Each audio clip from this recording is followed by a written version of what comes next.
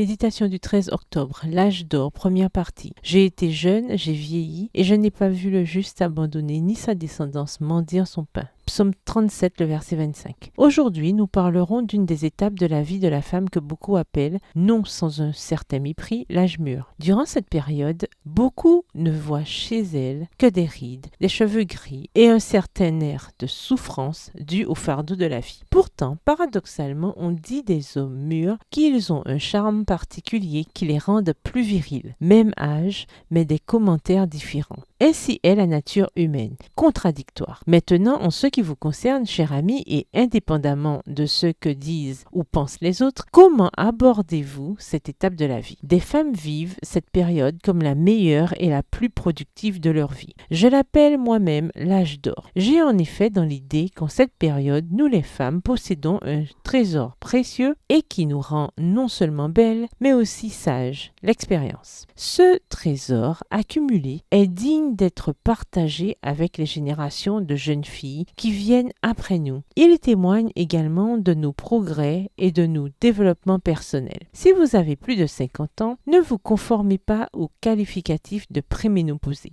ménopausée ou post-ménopausée, ce qui est pour beaucoup synonyme de vieillesse et d'improductivité peut signifier pour vous la meilleure étape pour devenir une nouvelle femme en Christ. Ne restez pas hors jeu car vous ne l'êtes pas. Ne vous enveloppez pas de linceul de découragement et d'inactivité. Avec l'aide de Dieu et l'usage approprié de vos capacités, ce temps peut être aussi riche et productif que vous vous le proposez. Dans sa parole, le Seigneur dit « J'ai été jeune, j'ai vieilli, et je n'ai pas vu le juste abandonné, ni sa descendance mendiant son pain. » L'attrait d'une femme n'est pas déterminé par son âge, mais par l'attitude qu'elle adopte face aux défis qu'elle rencontre en chemin, par le caractère qu'elle a réussi à développer, par la manière dont elle noue des relations avec les autres, par la force et la foi qui découlent de sa présence. Rappelez-vous, chaque étape de la vie est une bénédiction et possède une beauté singulière. Faites-en quelque chose qui en vaille vraiment la peine. Bonne journée et que l'Éternel vous bénisse.